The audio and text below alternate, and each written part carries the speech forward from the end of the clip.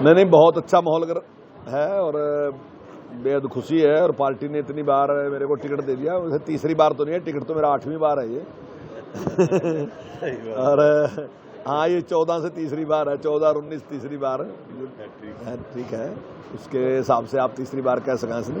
तो मुझे भी और ये कहा जाए कि तीसरी बार जीत का टिकट ही है। हाँ, बिल्कुल निश्चित तौर से। मेरा ख्याल है आपने भी तीसरी बार जीत बड़ी बात थी, कुछ कहा तीसरी बार, तो निश्चित तौर से जनता का आशीर्वाद मिलेगा।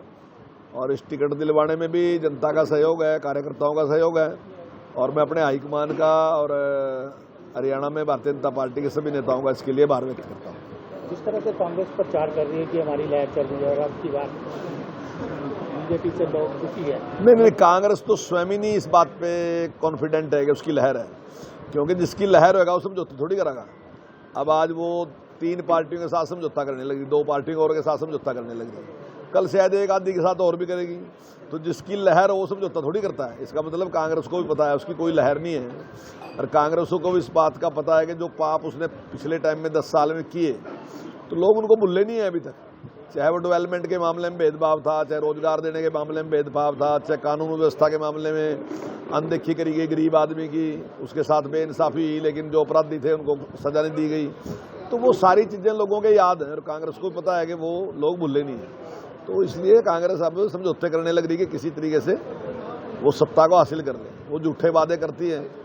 अब उसने पहले कहा था कि 24 घंटे बिजली देंगे, उसने तो कहीं ट्रांसफार्मर भी नहीं बदला, कि शुरुआत तो करती, लेकिन हमने दी 24। वो पेंशन कायम 6000 देंगे, तो जब उनकी सरकार थी तो 400 पेंशन थी, और 10 साल में 300 बढ़ाई, 700 करके गए, तो तब तो बढ़ाई नहीं। अब कह रहे हम कर देंगे 6000। हमने जो है 700 की, आज हम 3000 दे रहे हैं। तो काम हमने किया, वो तो केवल झूठे वादे करके केवल सत्ता थियाने का चक्कर है। और जहाँ जहाँ कांग्रेस की सरकार बनी, सारी जगह जो झूठे वादे करे उनमें से कोई भी पूरा नहीं कर सके। हिमाचल हमारे पड़ोस में ही है, हिमाचल का उदाहरण है। तो अब की बात तीसरी बार जब जनता में जाएंगे तो क्या सुनाएगा? देखिए, हमारे पास तो एक ही मुद्दा है, विकास। और जो माननीय प्रधानमंत्री जी ने नारा दिया, सबका साथ सबका विकास, हम उसी पे काम कर रहे हैं और उसी के आधार पे वोट मांगेंगे। और निश्चित तौर से जो काम हमने किया और जो हमारे से पहले पूर्व कांग्रेस ने किया, हम दोनों की तुलना करके लोगों को बताएंगे और उस पर वोट मांगेंगे।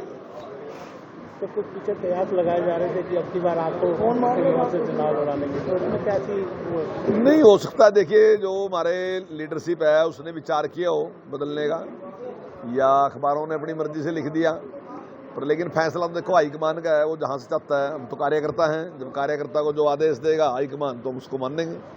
लेकिन उन्होंने मेरे यहीं का दिया, तो मैं उनका उसके लिए आभार व्यक्त करता हूँ।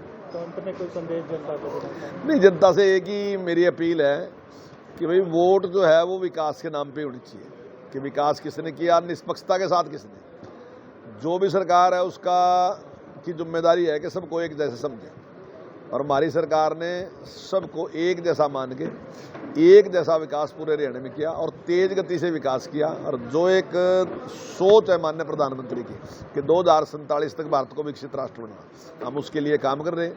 हम गरीबी खत्म करने के लिए काम कर रहे हैं, तो हम उस दिशा में काम कर रहे हैं। तो माना जाएगी तीसरी बार भाजपा की? निश्चित तौर से मैं समझता हूं कि जनता आशीर्वाद देगी, क्योंकि जो काम हमने किए उसके आधार पे हमें पूरा यकीन है कि जनता जो है भारतीय जनता पार्टी को आशीर्वाद देगी।